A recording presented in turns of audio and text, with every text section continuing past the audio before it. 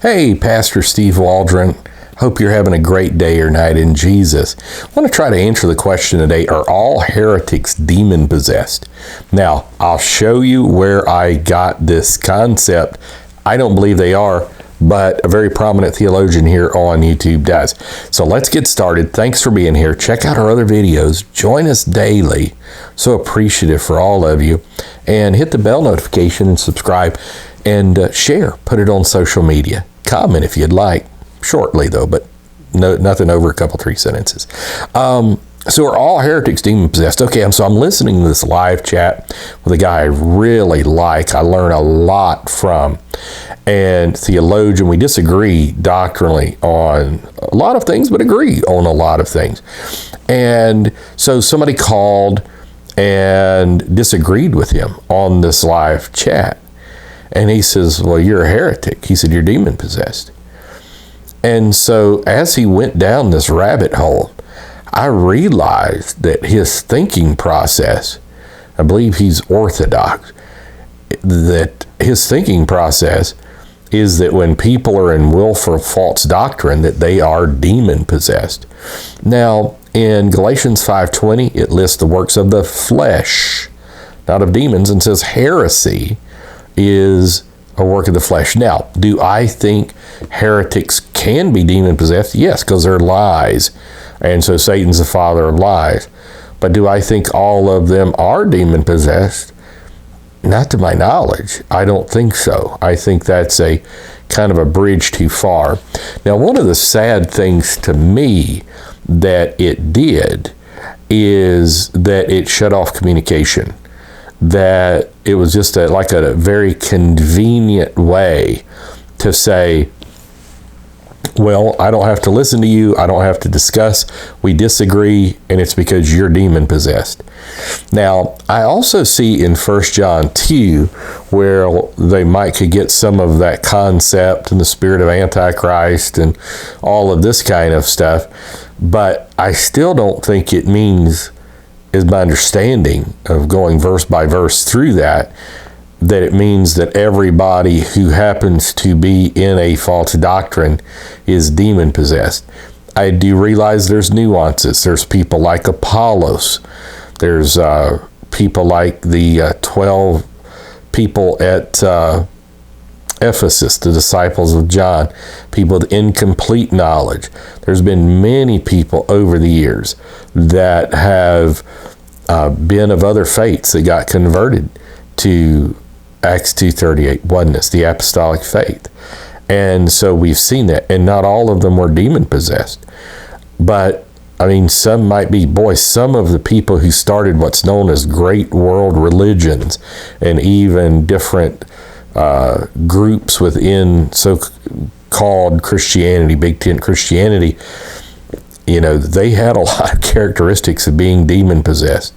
But again, I think they opened themselves up to that whole process of demon possession.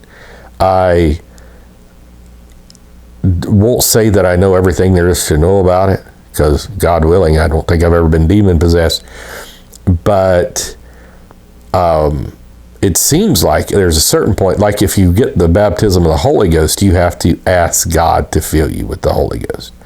And so you would think that process of demon possession, that at some point they would have to ask the demon to come in.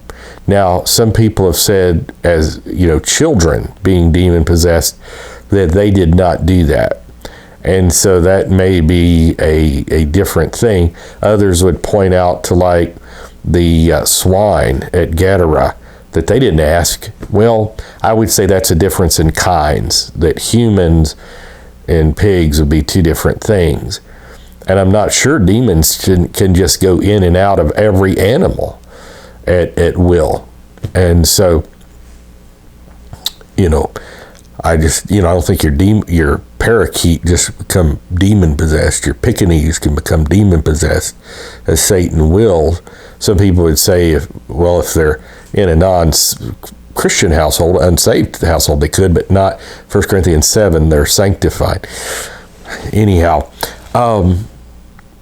so my personal opinion is, so I do know definitions of heretics. Is somebody willfully propagating false doctrine, and after first and second admission been rejected, do they then become demon possessed at that moment?